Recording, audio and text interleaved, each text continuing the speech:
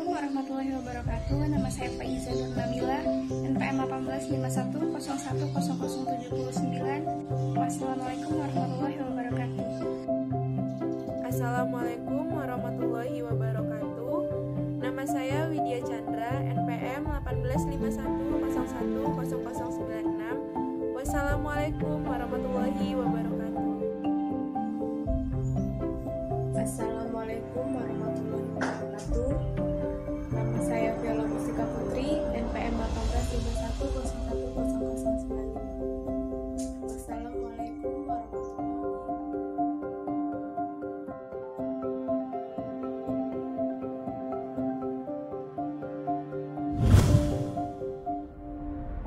Baiklah, materi pertama saya akan menjelaskan mengenai segmentasi pasar. Segmentasi pasar merupakan suatu strategi pengelompokan konsumen dari heterogen menjadi kelompok yang lebih homogen. Dengan dilakukannya segmentasi pasar, maka perusahaan mampu memproduksi produk-produk yang lebih responsif sesuai dengan permintaan konsumen. Segmentasi pasar yang efektif ialah yang bisa diukur, dapat dibedakan, dan dapat diambil tindakan. Ada 3 tingkat segmentasi pasar.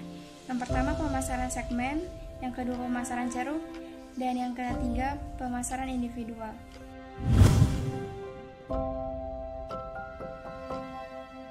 Selanjutnya saya akan membahas tingkatan dalam segmentasi pasar. Ada 3. Yang pertama, pemasaran segmen. Segmen pasar terdiri dari kelompok-kelompok besar yang dapat diidentifikasi dari sebuah pasar. Perusahaan yang menerapkan pemasaran segmen menyadari sepenuhnya bahwa pembeli memiliki keinginan yang berbeda. Oleh karena itu, perusahaan mengelompokkan pasar heterogen tersebut menjadi kelompok kecil yang lebih homogen. Contoh dalam pasar restoran dapat dikelompokkan menjadi pasar segmen, konsumen bakso, nugget, sosis, dan lainnya. Selanjutnya, tingkatan yang kedua ialah pemasaran ceruk. Ceruk di sini ialah kelompok pasaran diidentifikasi dengan lebih sempit dibandingkan segmen pasar. Pasar ceruk ini ialah kelompok kecil yang kebutuhannya sedang tidak terlayani dengan baik. Contohnya pasar olahan daging seperti nugget pada segmen pasar. Namun pada ceruk dapat diidentifikasikan konsumen yang peduli pada kesehatan dan kandungan vitamin dalam nugget. Namun produsen nugget belum memperhatikan permintaan kelompok kecil ini. Inilah yang disebut dengan ceruk. Pasar ceruk berukuran kecil sehingga hanya menarik sedikit pesaing atau bahkan tidak sama sekali. Pasar ceruk mampu melayani konsumen dengan baik sehingga konsumen yang ada memiliki loyalitas yang sangat tinggi. Lalu yang tingkatan ketiga ada pemasaran individual. Tingkat segmentasi tertinggi mengarah pada pemasaran secara individual atau pemasaran sesuai dengan pesanan. Dalam pemasaran individual, pelanggan dapat berpartisipasi secara aktif dalam merancang produk yang akan dibeli. Selanjutnya saya akan menjelaskan mengenai prosedur segmentasi. Dalam prosedur segmentasi terdapat 2 konsep, yakni konsep segmentasi a priori dan segmentasi post hoc. Segmentasi a priori dilakukan sebelum suatu produk diluncurkan ke pasar. Contohnya segmentasi dengan pendekatan geografis, psikografis, dan perilaku. Yang kedua, segmentasi post hoc. Segmentasi yang dilakukan setelah produk diluncurkan. Setelah konsumen datang, dilakukan survei dan pengumpulan data. Kemudian pengolahan data, hasil pengolahan tersebut menunjukkan dan mengelompokkan konsumen yang ada. Selanjutnya saya akan menjelaskan tahapan. Tahapan yang terdapat dalam prosedur segmentasi ada 3, yakni tahapan survei. Tahapan survei dilakukan dengan metode wawancara dalam rangka untuk mendapatkan pemahaman atas motivasi, sikap, dan perilaku konsumen. Yang kedua, tahapan analisis. Tahapan analisis ini menerapkan analisis faktor terhadap data untuk membuang variabel yang berkorelasi tinggi. Kemudian menerapkan analisis kelompok untuk menghasilkan jumlah segmen yang berbeda secara maksimum. Selanjutnya yang ketiga ada tahap pembentukan. Masing-masing kelompok dibentuk berdasarkan perbedaan sikap, perilaku, demografis, psikografis, dan pola media. Berikutnya saya akan menjelaskan mengenai dasar segmentasi pasar konsumen. Yang pertama, segmentasi demografis. Dalam segmentasi demografis, pasar dikelompokkan atas dasar variabel demografis seperti umur, ukuran keluarga, siklus hidup, jenis kelamin, penghasilan, pekerjaan, pendidikan, agama, ras, generasi, kewarganegaraan, dan kelas sosial. Yang kedua, segmentasi psikografis. Pembeli dibedakan menjadi kelompok yang berbeda berdasarkan kelas sosial, gaya hidup, dan kepribadian. Orang-orang yang dalam kelompok demografis yang sama dapat menunjukkan gambaran psikologis yang berbeda. Yang selanjutnya, segmentasi perilaku. Pembeli dibedakan atas dasar pengetahuan, sikap, tingkat pemahaman, dan tanggapan mereka mengenai suatu produk. Yang terakhir, segmentasi multi-atribut. Perkembangan yang paling menjanjikan dalam segmentasi multi-atribut menghasilkan gambaran yang lebih kaya mengenai konsumen dan lingkungan dibandingkan dengan demografi tradisional karena ia mampu menggambarkan status sosial ekonomi dan gaya hidup penduduk sesuai suatu lingkungan.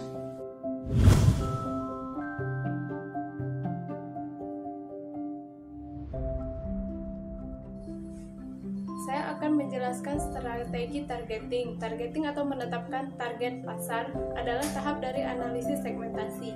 Targeting juga disebut selecting karena marketer harus menyeleksi. Menyeleksi maksudnya berarti marketer harus memiliki keberanian pada beberapa bagian segmen.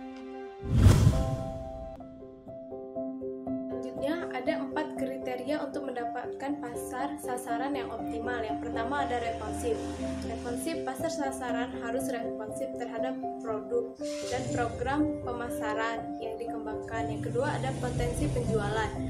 Semakin besar pasar sasaran, semakin besar pula nilainya. Yang ketiga ada pertumbuhan memadai. Yang keempat yaitu jangkauan media. Ada kalanya marketer gagal menjangkau pasar karena tidak memiliki pengetahuan yang baik tentang media, planning, dan karakter yang ada.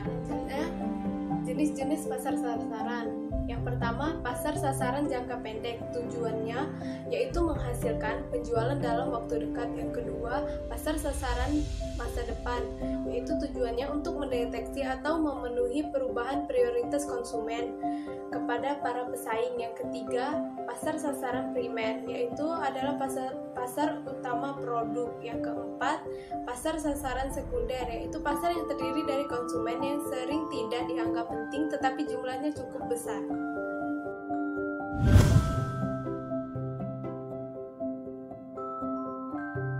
Yaitu mengevaluasi segmen pasar. Setelah mengevaluasi segmen, langkah selanjutnya yaitu memilih segmen pasar agar pasar menjadi sasaran yang optimal.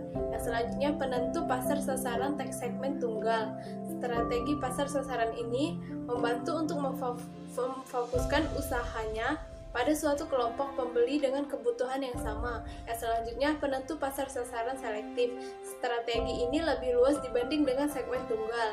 Yang selanjutnya penentu pasar sasaran ekstensif. Tujuan ini tercapai keanekaragaman kebutuhan dan potensi pembeli dalam pasar memerlukan strategi pasar sasaran yang ekstensif.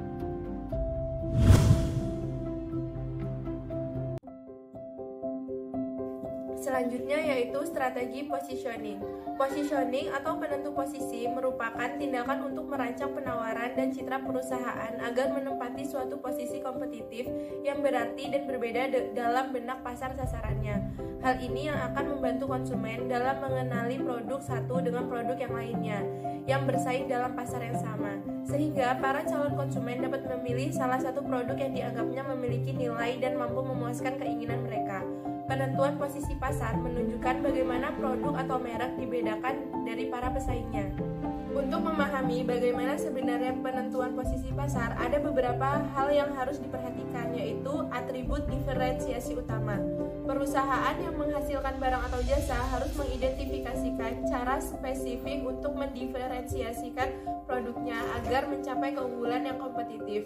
Untuk melakukan diferensiasi tersebut, pemasar perlu memerhatikan atribut diferensiasi utama dalam produk yang dihasilkan perusahaan. Yang pertama yaitu diferensiasi produk. Pada diferensiasi produk, fisik menyerupai suatu garis, di mana pada suatu produk kita menemukan standarisasi yang memungkinkan adanya sedikit variasi seperti ayam, telur, atau susu. Namun di sisi lain ada produk dengan diferensiasi tinggi seperti pakaian atau barang elektronik. Pembeda dalam produk utama yaitu keistimewaan, kinerja, kesesuaian, daya tahan, mudah diperbaiki, gaya, dan rancangan. Selanjutnya yaitu yang kedua, diferensiasi pelayanan. Kualitas pelayanan digunakan perusahaan untuk meningkatkan kualitas serta nilai suatu produk. Pembeda pelayanan utama adalah kemudahan pemesanan, pengiriman, pemasangan, pelatihan pelanggan, konsultasi pelanggan, pemeliharaan, dan perbaikan. Selanjutnya yang ketiga yaitu diferensiasi personal. Dalam diferensiasi personal, perusahaan dapat memperoleh keunggulan kompetitif yang kuat dengan mempekerjakan dan melatih karyawannya agar lebih unggul dibanding pesaing mereka. Personal yang dilatih dengan lebih baik menunjukkan 6 karakteristik.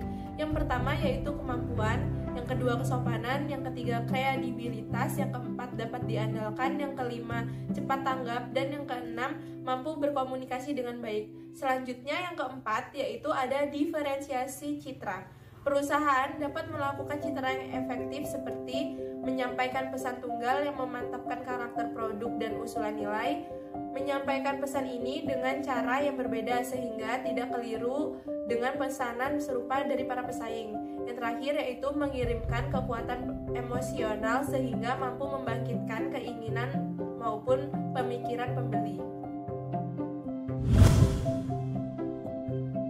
Selanjutnya yaitu konsep penentuan posisi. Terdapat 3 konsep dalam penentuan posisi produk, yaitu yang pertama, konsep fungsional. Maksudnya, produk dimaksudkan untuk menyelesaikan masalah kebutuhan konsumsi eksternal. Contohnya yaitu sabun cuci Sunlight, yaitu pembersih lemak yang efektif. Yang kedua yaitu konsep simbolis, berhubungan dengan keadaan internal produk, yakni kebutuhan bagi pengembangan diri, posisi peran, keanekaragaman sebuah kelompok, dan identifikasi ego.